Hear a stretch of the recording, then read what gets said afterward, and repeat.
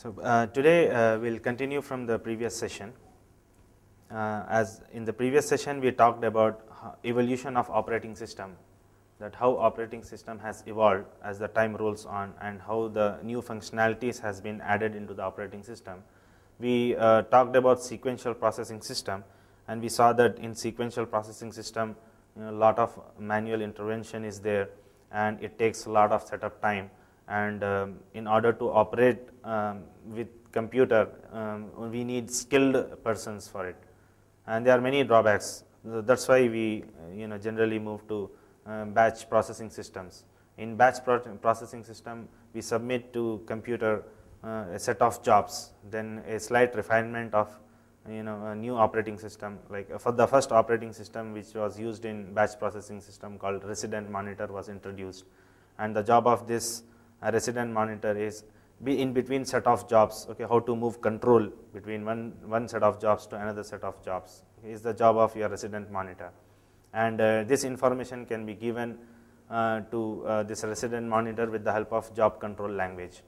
And we saw multi-programming then. So actually today we have to talk from multi-programming, right?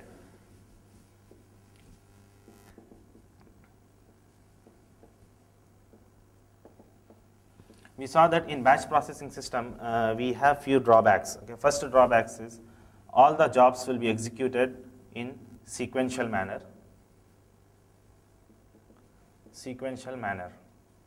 And the types of all jobs are of same type.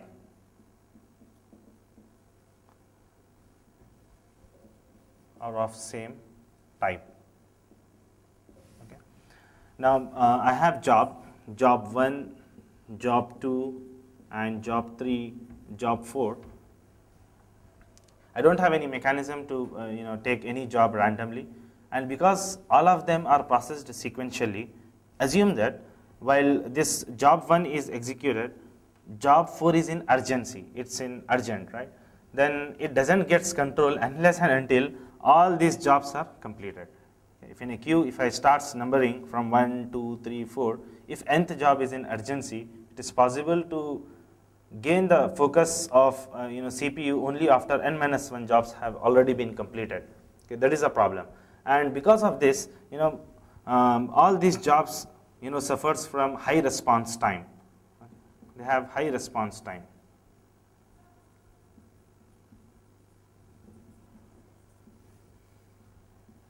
And while a process is executing,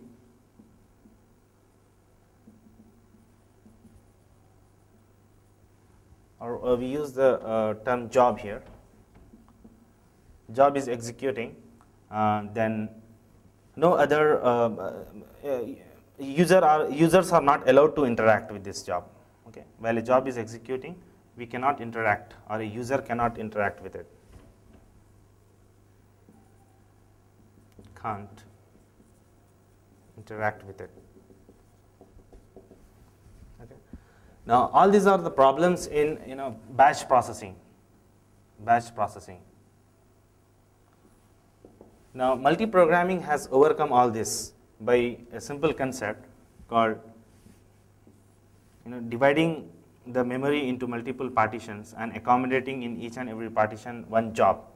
Okay. So multi-programming is the ability of an operating system to accommodate more than one jobs in a memory, and now because of this you can have different types of jobs in memory: job 1, job 5, job 6, 7, job 1, and job 5, 5A, this 5B. Okay. Different kinds of jobs are possible, and it's not necessarily that all these jobs have to be processed in a sequential manner. They can be accessed in the order which depends on scheduling algorithm, right? So sequential manner has been eliminated, and you can have different types of jobs. Okay, and generally the advantage of multi-programming is good response time. It's not a good response time. Still, it suffers from high response time. Why? Because suppose when job J1 is executing, and it is now let's classify here jobs are of two different types. Okay, you have one job which takes lot of CPU time. Okay, and I call it as JCPU. It means it is CPU intensive job. And I have another job which is IO intensive. It means CPU intensive jobs are those jobs which takes lot of processing times. In order to complete themselves, they need lot of CPU time. Okay. And IO job, they need very less CPU time, and much of the time will be spent on doing IO. So if this CPU intense job is executed, then all the small jobs which are here, okay, that doesn't get attention very immediately. So it still suffers from response time. It has not been eliminated, right? So while a job is executing, user can't interact with it. Okay, but whereas in multi-programming, okay, it is it possible really to interact with the job while this job is running? Okay, so in multi-programming, this problem also persists, right? Because preemption is not allowed here. Here the CPU leaves, the process leaves the CPU only under two situations. Once, if the process has completed its execution, or the process has performing some IO operation. So in these two situations, only a process or a job leaves this CPU. So in order to overcome these two drawbacks, that how to reduce this high response time, and how to make it possible that job can be job interacts with the user, okay, while it is executing. How a user can interact with the job while it is executing. Still small level of interaction is possible in multi-programming, but because of non-preemption, okay, it's not that much interactive. So because of that, we have another evolution in operating system called time sharing systems. Okay, so what is time sharing system? Time sharing systems are nothing but they have all the features or capabilities of multi-programming. Apart from that, it has a few extra features. Okay, let me discuss what are those.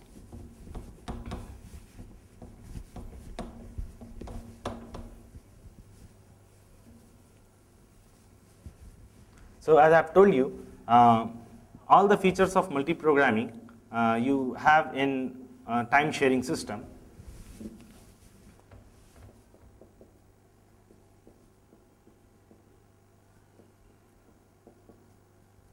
Time sharing system.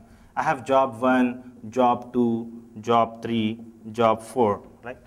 So all of these jobs are there, and they can be scheduled randomly according to the scheduling algorithm. But once job has been selected, it leaves the CPU only under two situations. Here in multi-programming, it leaves this job will leave the CPU only in two situations. Okay, one is if it has performing some IO operation, or job has been terminated. But in time sharing system, this job, when it has been given to any CPU, then this job will leave the CPU in three situations. Okay, two situations which we have got from the multi-programming, and one is when process time slice is completed, time slice elapsed. So here we have a new concept of time slicing here. In time sharing system, each and every job, okay, is given certain amount of time. Okay, we call it as time quantum or time slice.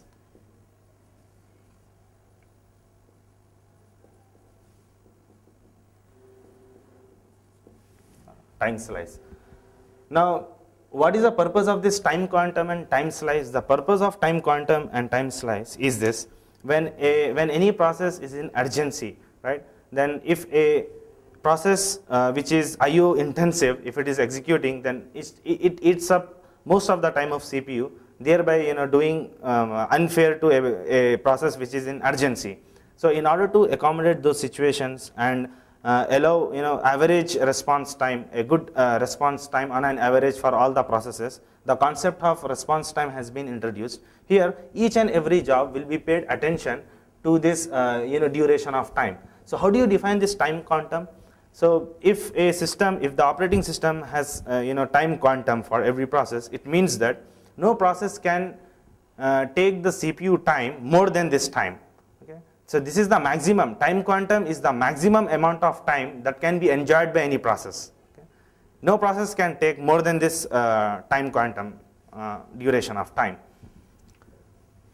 So that's what the time sharing system is. Here each and every job will be paid some attention till this time slice, time quantum elapsed. Okay? Once this time quantum elapsed, then forcefully that process has to be taken away from that CPU, and another job from this memory will be selected according to the scheduling decision, and it will be given to CPU.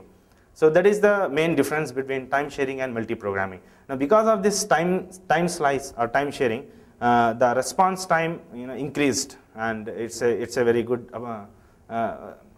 it's really a very good thing that we have decreased the average we have decreased the response time. So how do you define response time? Response time is, now when a user has given an input, okay, after giving the input and before he receives the output, he sees the output, the time interval between the user has given an input and he has received the output, that time interval we call it as a response time. So this response time, generally users want this response time to be very less. Okay? Nobody want to waste a lot of time in just waiting for output to come. Nowadays, online has become computation has become online activity, and all of them or all of us want output to come very fastly. So that's what it's very important to have this time slice or time quantum. Nowadays, all operating systems have this time slicing and time quantum concept inbuilt in them. So so because of this, we have increased in we have reduced the response time. Response time has been reduced, and it is possible for the user to interact with the process while it is executing. Okay, so interaction while executing is possible, but whereas in batch processing system it was not possible. Right? So in time sharing system it is possible. So how do you define a time sharing in simple term? Time sharing is nothing but multi-programming plus preemption. Okay? If you allow preemption, what do you mean by preemption? Preemption is nothing but when any job is executing on CPU. Okay? Now, if forcefully, because the time quantum which is given for this job is elapsed, okay, so that because of the time elapsing of time quantum, the job will be taken from the CPU and again it will be kept in the ready queue. Okay. Now because of this situation called preemption, taking forcefully CPU from process, is called preemption. Okay, so preemption involves context switching, which we will see what it is actually. So this is about time sharing system. Now after this time sharing system and the evolution of operating system was so far the operating system was dealing with only one processor. Now people want many number of processors to be present in a single computer, thereby increasing their computational power. So those kind of systems in which more than one processor are there called multiprocessor system or multiprocessing system. So multiprocessor and multiprocessing both are the same terms. So multiprocessing. Now multiprocessing is possible only if you have multiple CPUs. Okay. If more than 2 CPUs or 2 or more than 2 CPUs are present in a system,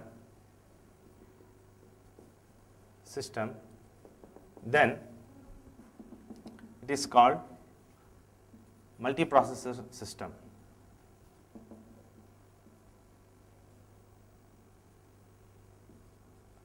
An execution of multiple processes simultaneously on different processors is called multiprocessing. Now, this also earlier in time sharing system we were having only one CPU, one processor, and n number of processes, and all these processes are getting executed on single CPU. But because of preemption, all different processes, it gives an illusion to the user that all of them are executing simultaneously, but in fact they were executing at different point of time. Why? Because you have only one processor. Parallel execution is only possible if you have more than one processor. So it is possible to execute multiple processes on single processor system or on multiple processor system. But what is the difference between executing a process on uniprocessor system and executing multiple processes on multiprocessor system is this. In uniprocessor system, assume that I want to execute 3 processes. On uniprocessor systems, I want to execute 3 processes, and on multiple processor system,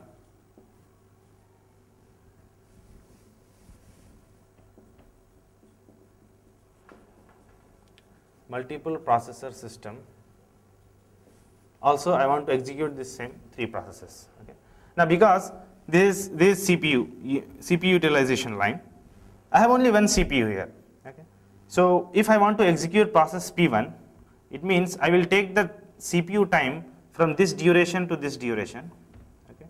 When I want to schedule another process to the same CPU, I cannot use here. Why? Because at this point of time, the process P1 is already taken up the CPU time. Now I have chance to allocate another process P2 only beyond this time.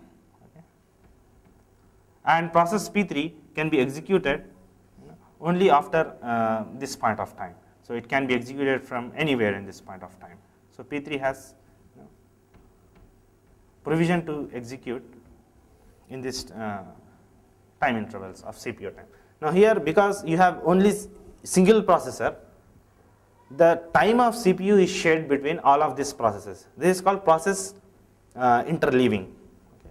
Process will be executed on a single machine by interleaving.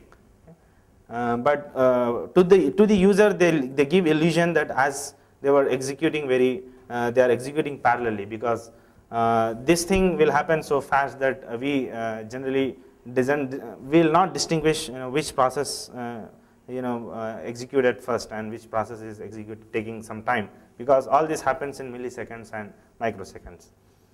But whereas in multiprocessor system, the thing is we will have different CPUs. There is only one CPU, and the one CPU will be shared across all these processes. But when you come to multiprocessor system, in multiprocessor system, process P1 can execute in this time duration, and process P2 can execute in this time duration, and process P3 can be executed in this time duration. Now, when I draw a perpendicular line here, so I'll get 2 overlapping. So in multiprocessor system, the execution of processes will be overlapping. They may overlap, but whereas in uniprocessor system, the execution of process will never overlap because we have only one CPU. Process interleaving is possible in uniprocessor system. In multiprocessor system, execution of the process may overlap. Okay. Now, moreover, in multiprocessing system, you have multiple processors, and all these processors have been divided into 2 different categories. One is symmetric processing and another is asymmetric processing. So let us see what do you mean by symmetric processing and what do you mean by asymmetric processing.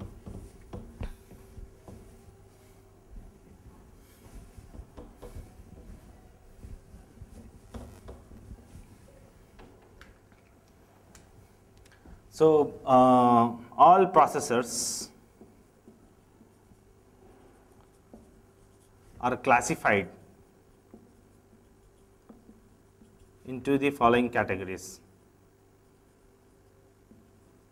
So one of them is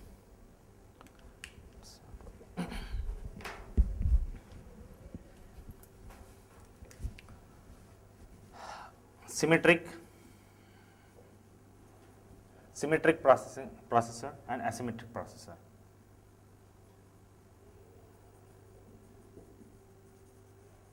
What is the difference between symmetric processing and asymmetric processor? In symmetric processor, all are same. Okay, there is no level between one CPU and another CPU. All are at same level. They work in peer-to-peer basis, meaning there is no kind of master and slave relationship. Every processor can talk with another processor. All of them have right. They are equal. So there will be an equal load on all of them. Equal load on all of this processor. And a symmetric processor, there is no hierarchical level between any of this processor. There is no hierarchy between the processors. And in all the multiprocessing systems, main memory, that is the memory of the system, and clock are shared. Clock and memory is shared. All of them are shared. But in asymmetric in asymmetric processors, there exists level of hierarchy.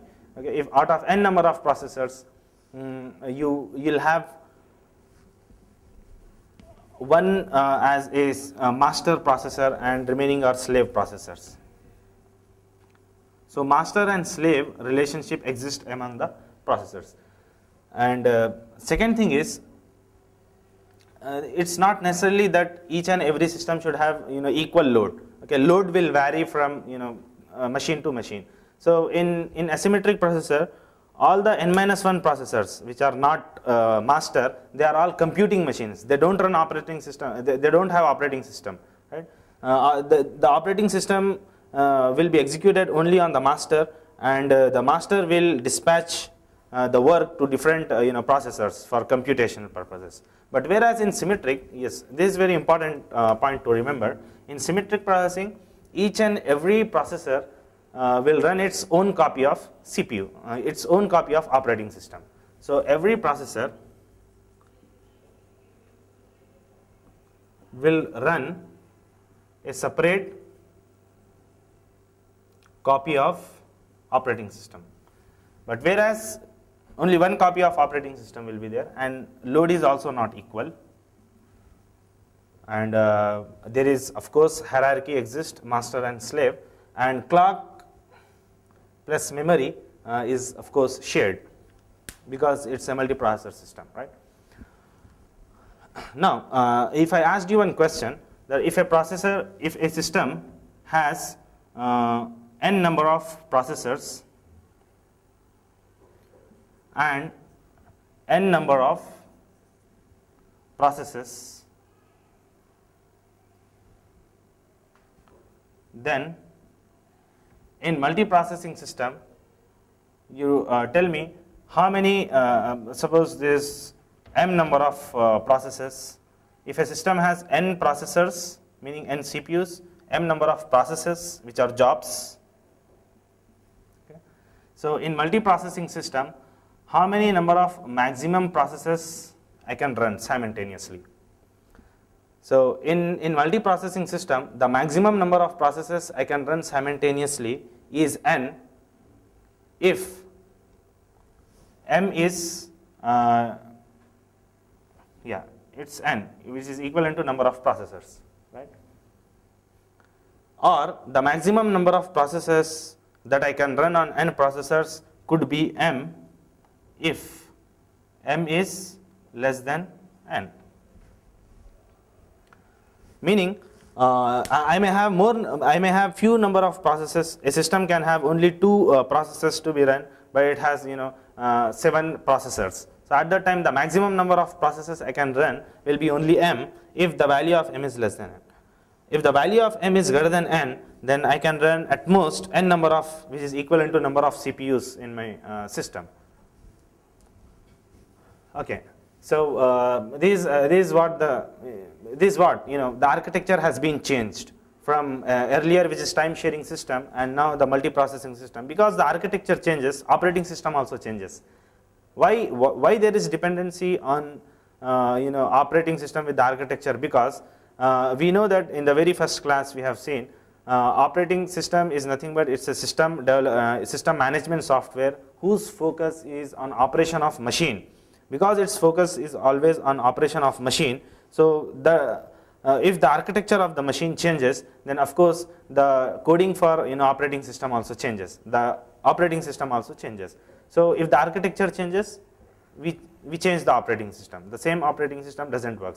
The operating system which runs for uniprocessor system cannot run for multiprocessor system.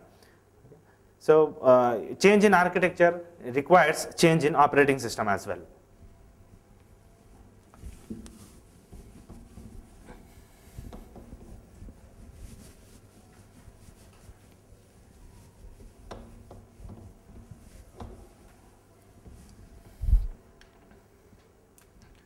Then we have distributed systems. What is the difference between multiprocessing system and distributed system? In multiprocessing system, this system will share clock and memory. That's why they are also called as tightly coupled systems. But whereas in a distributed system, what do you mean by distributed system? The name itself reveals distributed. Okay? It is the ability to distribute the computing to different processors, different systems. Okay? Called distributed system. In distributed system, because each and every the computation is given to different machine, so every machine will have its own CPU and own memory, own clock. Okay? So clock and memory is not shared. Clock and memory is not shared, but whereas it is shared. That's why they are called loosely coupled systems.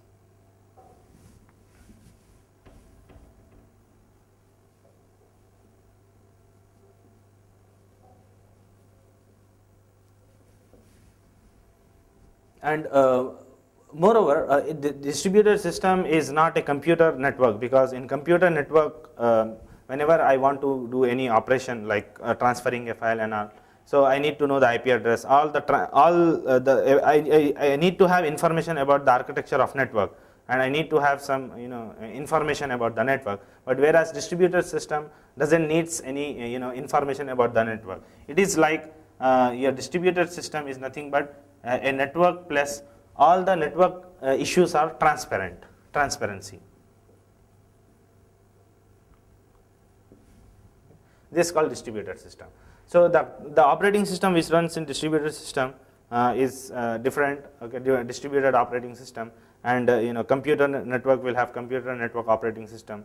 Multiprocessor system will have multiprocessor operating system, and single system, a single process system will have that operating system, which can manage, which can which can run on only one CPU. Okay, if you are changing the number of CPUs, the same operating system doesn't works. Okay, you need to change the operating system as well. So when the architecture changes, operating system also changes. Then at last we'll have a real-time operating system or real-time systems. So real-time systems are those systems which works on strict deadline. Okay, if I'm expecting input on that time, then the same input, if it has been generated after the time has been elapsed, then the same output or the correct output will be treated as wrong. Okay. To give an example, if 5 plus 2 is 7, okay, this 7 is correct before the deadline. If the same answer is given 7 after the deadline, then this output will be considered as wrong. So real-time systems are the systems which work strictly on deadline. Generally, they are used. Actually, there are two types of real-time systems: hard real-time system and soft real-time systems. In hard real-time systems, it should be it is very must that it should work on deadlines, because if it doesn't work on deadline, then there is a matter of life and death, right? So it's generally used on missiles and all. But soft real-time systems are satellites and all. Okay, those also requires output within a given deadline. But here, if deadlines are revealed, then there is no matter of life and death.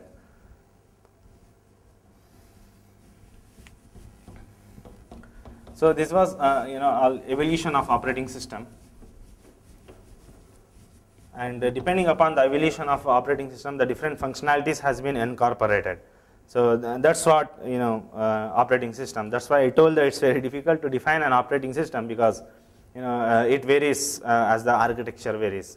So we have defined the operating system from the perspective of its functionalities.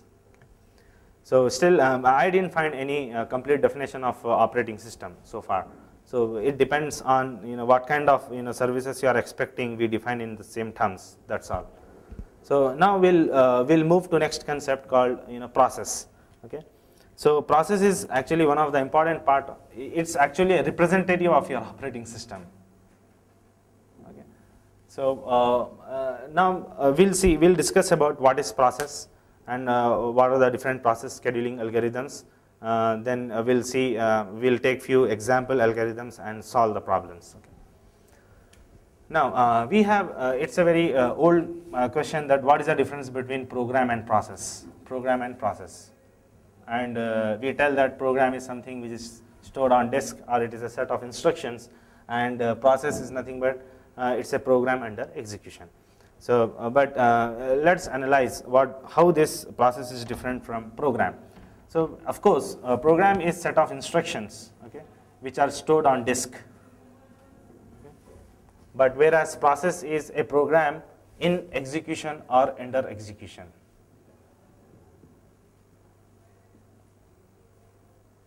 Now, most of us has misconception that process is nothing but a process which is executing on CPU. Okay, it is not necessary that if a process is executing on CPU, then it's a process. If it is residing in memory, then it's not a process.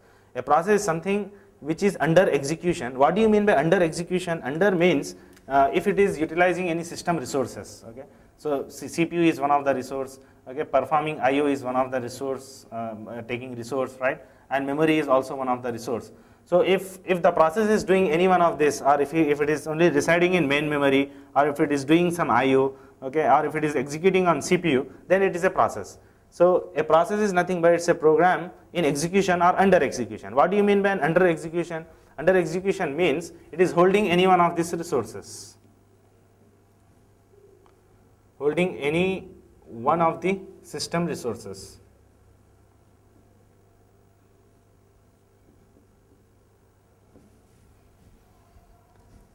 Now, when program is loaded into the memory, it becomes a process, but there is still a difference between them. We generally call that, program is active entity, program is a passive entity, and process is an active entity. It's an animated spirit of your code. What it means? For example, I have a C code here. I have written here, if okay, n mod 2 is equal to 0, then I will write printf even. Then I'll write else odd. This is my program P1. And I have another program P1. Here I'll write for I is equal to 0, I is less than equal to, for example, 10, I plus plus. Then here I'll write printf. So I'm writing short form PF as printf, percentile D, I. Now, the program may contain those set of instructions which may be executed or may not be executed. But at the point of execution, when you are executing this program, so either this line will be executed or that line will be executed, right? So either the process, when it is loaded into the memory, while it is executed, it will have either printf even or odd.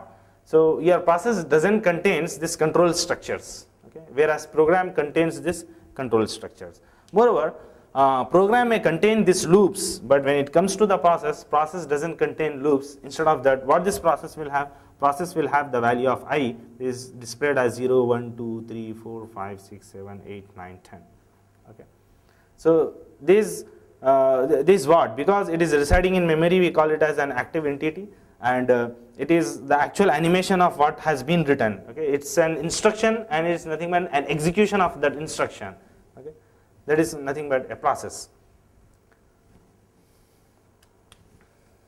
Okay. So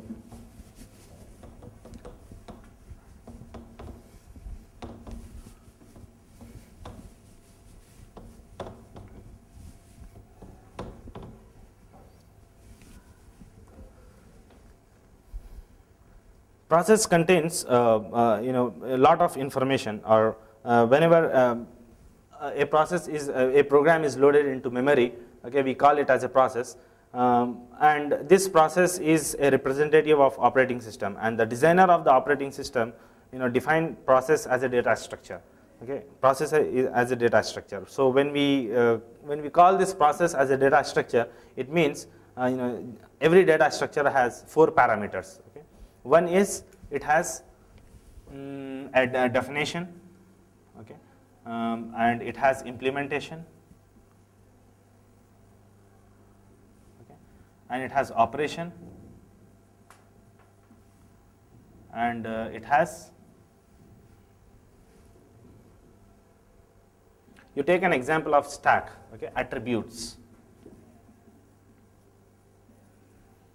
Okay, we are aware with the stack data structure. Okay, now a stack has definition that it is last in first out data structure. The element which is sent last will be the element which is removed first, and it has its implementation. It can be implemented using arrays, or it can be implemented using linked list.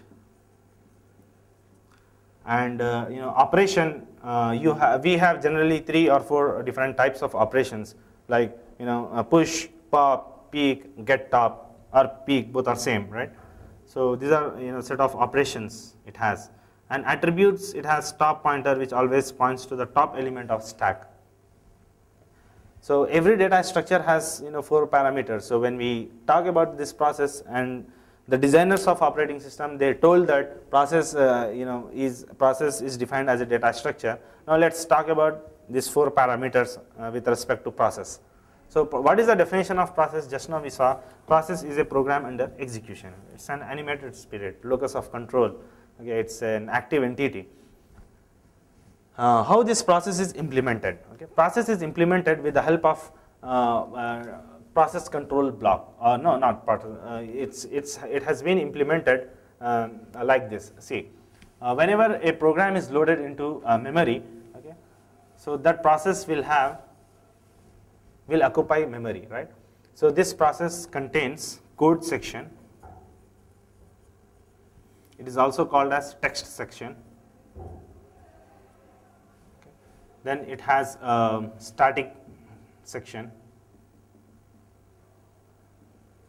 Whenever you load any program, the code of the program resides in code section, and all static variables will they will be in static section, and you have dynamic data and you have static data or stack. The stack grows from bottom to top, and this dynamic data will grow from top to bottom. Okay.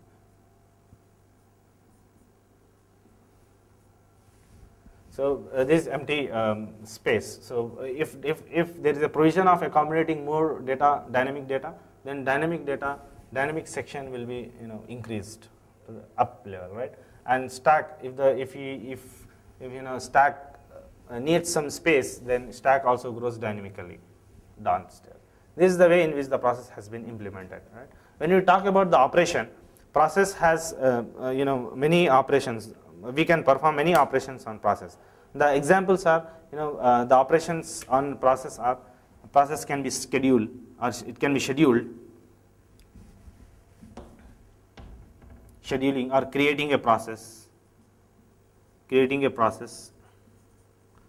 and scheduling a process.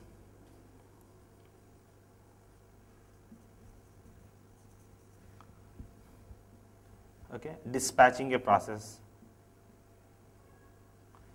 creating, so we and suspending a process,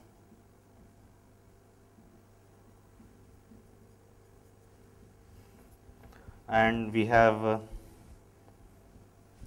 suspension and resumption. Okay, terminate a process.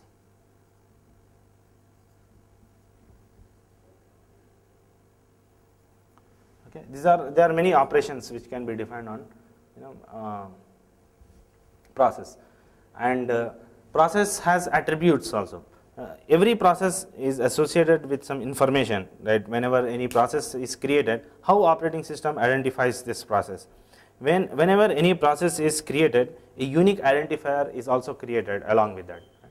So an operating system will distinguish one process from another process depending upon this identifier. We call it as a process ID. So across the system, in the system, all the processes, okay, every process will have different identifier, process ID. So operating system uniquely identifies every process on a system by its process ID.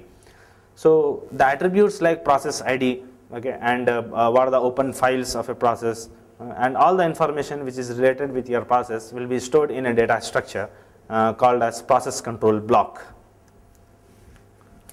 process control block.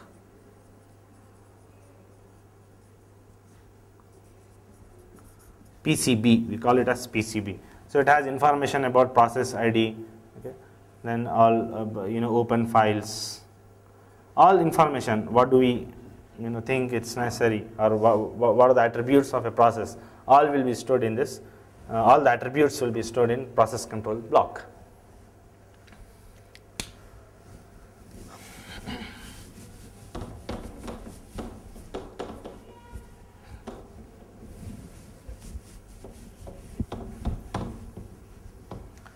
Now we will see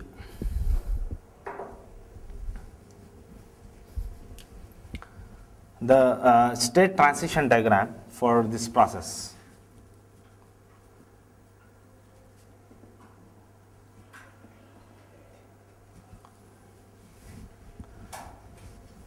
When a program is on disk, it is not a process. When it is loaded into the memory, then it becomes a process. Okay. Then this it's a newly created process. Process gets created.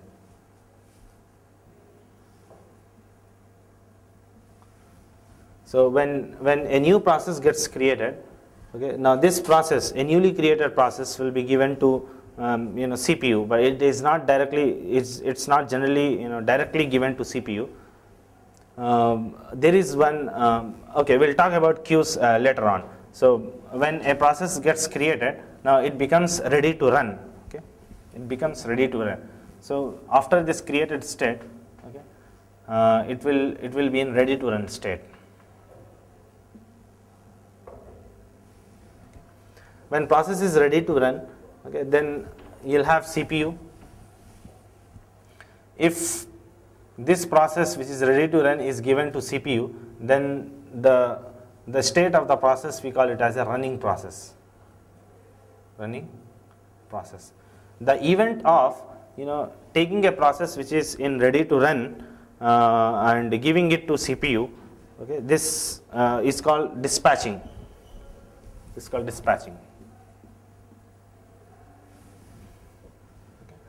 So now when this process is running, so two things may happen. Okay. Either this process will run to its completion and gets terminated. Okay. Terminate, and the event transition we call it as exit. Okay.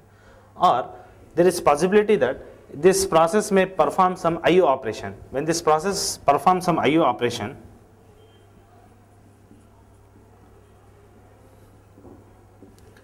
then the state will be in wait state, IO wait state. So this process will be in IO wait state how far till this IO completion has been happened. So when IO event is elapsed, when IO event is completed, then again will this process goes to running state or in ready to run state. Okay. So which one of the following is not a proper transition? Is it possible for a process to move from ready to run to running? Yes, this is a valid transition because of dispatching. Now is it possible to move a process from waiting state or from IO wait to running? Is it possible for a process which is in IO wait to make it to ready to run? Is it possible to make a transition from IO wait to terminate?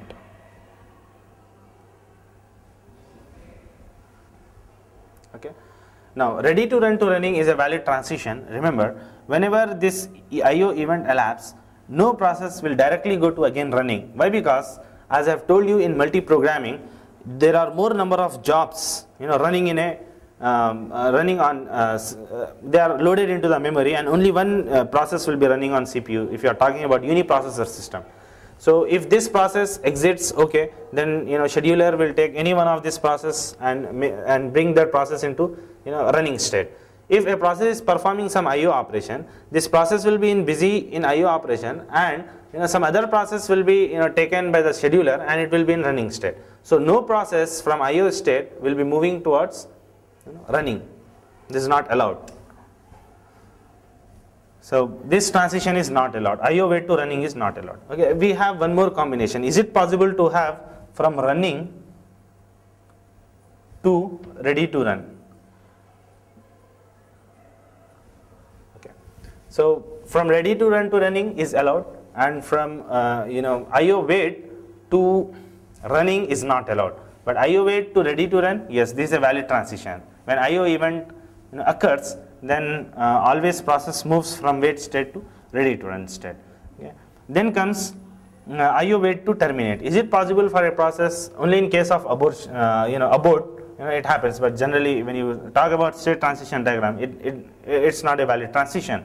Okay, if this process want to terminate, then first it has to move from ready to run, and from ready to run it has to come to running, and from it has to be exited. Okay, now this is actually a state transition diagram for multi-programming system. Okay, and this multi-programming which doesn't supports preemption. So if there is this transition, this is invalid transition for multi-programming system with no preemption. With no preemption. Okay. And this is a valid transition if you have multi-programming with preemption. Now this becomes a valid transition. Okay. This generally happens called timeout, as we discussed in time sharing system, which is actually a multi-programming with preemption. So this transition is valid for time sharing systems or multi-programming with preemption. Now there is ever possibility that now what do you mean by ready to run? Actually there are many number of processes which are on a system, which are loaded into the memory, and they want themselves to be scheduled on system. So but any one of them will be selected by the scheduler. So now how this scheduler will keep track of which process will be taken next. Okay. So in order to make this decision easy for the scheduler, operating system maintains few queues. Okay. Actually there are two types of queues which are maintained by the operating system. One is called device queue and another is called ready queue. Now what do you mean by device queue? In device queue, all set of processes which are waiting for run, which are ready to run, as I have told you, all the processes whose state is ready to run, okay, will be waiting in ready queue, and all the processes which are waiting for some IO operation. There is ever possibility that in multi-processing, in multi-programming, where n number of processes are waiting for their turn, it is possible that more than two processors was opting for same device for IO. So in that situation we need an IO queue which will queue up all these processes which are waiting for their IO. So it is possible in multi-programming system that more than two processes will be in same state. Okay. So if there are 10 processes, it is possible that 5 processes in ready to run state, 2 processes in IO wait state. So how this processes will be queued up? Okay, they will be queued up with the help of different queues, ready queue and device queues. So ready queue will contain all the process in trees which are ready to run, and device queue will keep track of all those processes which are ready for which want to perform some IO operation. Right. Now what do you mean by process is in queue? What do you mean by process in queue? Process in queue means actually the process control block will be in queue. As I've told you that the designer of the operating system thought that PC they discussed this, they defined the operating system as a data structure and it has attributes. So all the attributes are contained in PCB, so that PCB will be in queue. So process is in queue, it means the process control block is in queue. Okay. So now what is the data structure which is used? Now it depends upon different algorithms. If you are using first come first serve algorithm, then this ready queue will be treated as queue. and if it is some other algorithm like round robin, or if you take it as priority scheduling algorithm, then it may work as circular queue, or it may be implemented as a single linked list. Okay, so depending upon the algorithm type, the implementation of these queues happens. So this is very important transition. Running if a process is running, and the transition is possible from running to ready to run only in multi-programming with preemption. Okay, so now there is ever possibility that okay, this is very interesting. Suppose as I have told you that queues are of two types. One is ready queue and another is device queues, right?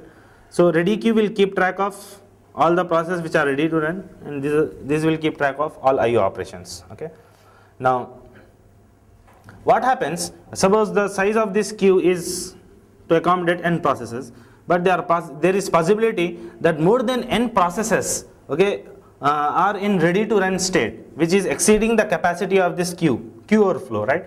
So in that situation, what operating system will do is, this operating system will take few of the processes which are ready to run and suspend them, meaning it will take and put into the secondary storage, a special area in secondary storage called swap area, wherein or in disk, okay, all these processes PCBs will be copied. Okay, this is called suspended ready to run suspended, ready to run suspended. Okay.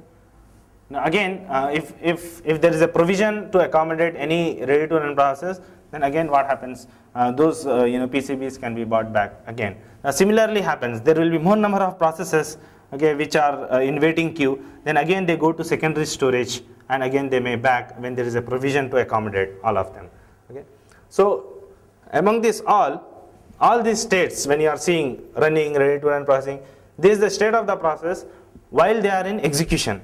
They are in main memory, and these two states, suspended ready and suspended for IO, okay, they are in secondary storage, but still they are called as processes, suspended processes. So that's what it is.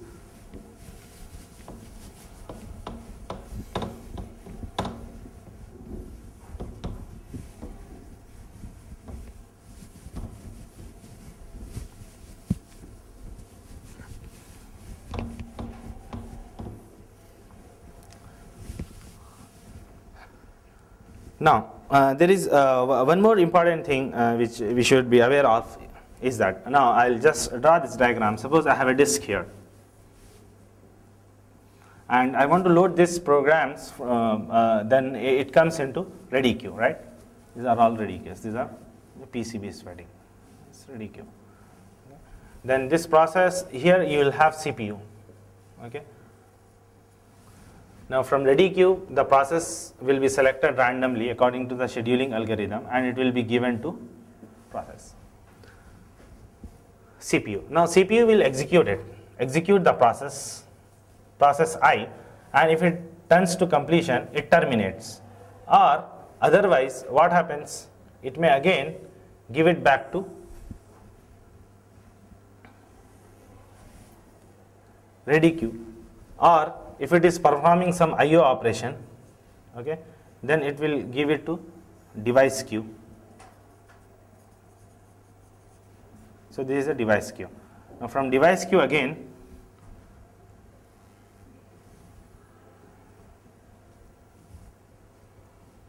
it will be allocated to CPU. So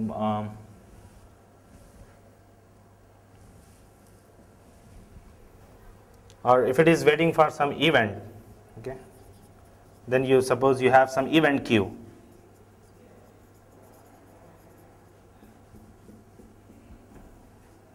Okay, so in a system you can have multiple queues, okay, and each and every queue is keeping track of different processes which are in different states. If a process is in IO state, then we have a IO queue. If a process is ready to run, then we have ready to run queue. Then there is actually who is doing this? Who is taking from disk a program and loading into memory?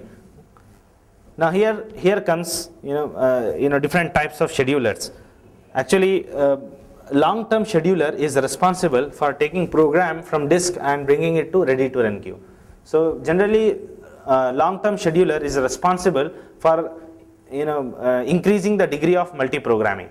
If there are more number of processes loaded into the memory, then the degree of multi-programming will be more. If the degree of multi-programming is more, then the CPU utilization will be more. If the CPU utilization is more, then throughput of the system is also more. Throughput of the system means the number of jobs that can be processed by a system in a unit time is called throughput. Okay, so this throughput will have impact. So depending upon the degree of multi-programming, the effective utilization of the resources and the system performance and throughput is dependent. But to a certain level, now let's talk about this, the number of processes and this degree of multi-programming. Okay, this is called performance of a system.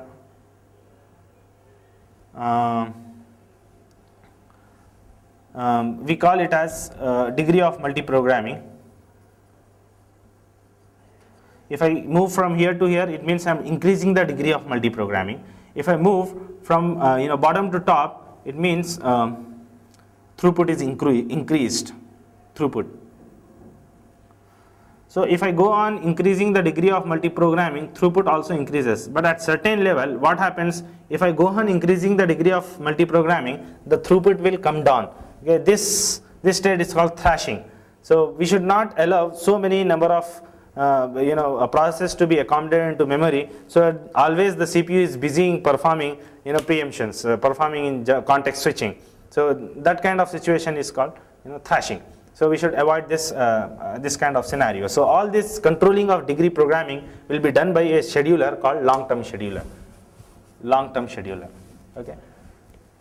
Now, then when long-term scheduler takes a program and load it into the disk, and it's ready to run queue, then all the process they are waiting for their turn to be executed on CPU. Then there is one more scheduler called short-term scheduler, which is responsible to take a job or a process from a ready queue and give it to the CPU. Then this short-term scheduler is also called as dispatcher.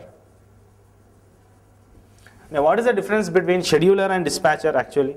Here scheduler is nothing but which takes a decision. Okay, it's a master. But whereas dispatcher is a slave which obeys the decision, which the actual work will be performed by the taking of process, this context switching task will be performed by dispatcher, but the decision of taking that process is taken by the scheduler. So scheduler takes decision and decision will be carried out by the dispatcher, which is your short-term scheduler. And there is one more called middle-term scheduler, which when a process completes its execution or it has performed some IO operation, it has to be taken and has to be kept into this queue. Okay. Now this is the job of middle term scheduler.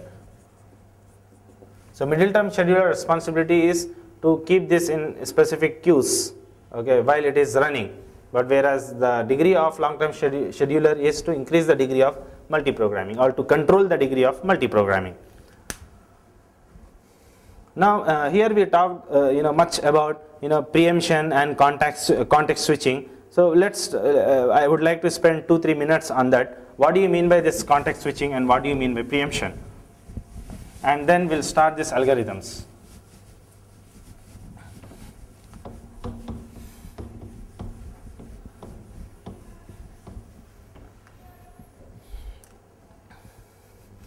You have a CPU and process PA is executing on this processor. Then while executing, it has not completed its execution. If I am forcefully taking this, if I am forcefully taking the CPU from this process, then it is called preemption. Okay, while doing preemption, when next time I give this process to the CPU, then the CPU has to start execution from the point where it has left earlier. For example, if my program has 100 lines of code and I have executed 25 lines, and here preemption happens. Okay, if here now preemption can happen at any point of time. So if this preemption happens, then another process will be scheduled. When its turn comes again, then this process has to start execute from the point where it has left earlier. It should not again execute right from the beginning. Okay. So how it is possible? It is possible, as I have told you in the very first lecture, that operating system act as a, it controls the flow of execution. How does it controls the flow of execution? It controls the flow of execution by program counter and instruction register. Program counter always point to the next instruction to be executed, and instruction register contains instruction itself, right? So when this instruction is executed, then program counter will be incremented and it points to the next instruction. So like the sequential execution of a program happens. So whenever here preemption, whenever here context switch is, whenever I want CPU to snatch from this process, what this process will do is, before it is preempted, the short-term scheduler, what does is, it will save the context of a CPU. What do you mean by context of a CPU? All the memory contents, all the register contents of a processor will be saved, and it will be kept in the process control block. So when the next time this process is given chance, then from the process control block where the attributes are stored, where the attributes of a process are stored, okay, that will be retrieved back, and the context of a process will be reloaded again. And again the execution will resume from the point where it has left earlier. So process control block plays here a very important role, and which actually store the context of a CPU, right? So context of a CPU is stored in process control block, and context is nothing but the contents of CPU registers. Okay? So this is called context switching. It means when a CPU want to execute another process, okay, it has to save the contents of present process, contents of register which are filled by one process, which are actually with regard to one process, and if this CPU want to execute some other process, then it has to flush all those and load this register with the new process context. Okay, so this switching of context is called process switching. Okay, all the contents of the CPU register will be switched from one process to for one process to another process. The contents of the CPU registers will be flushed and reloaded again. This is called context switching.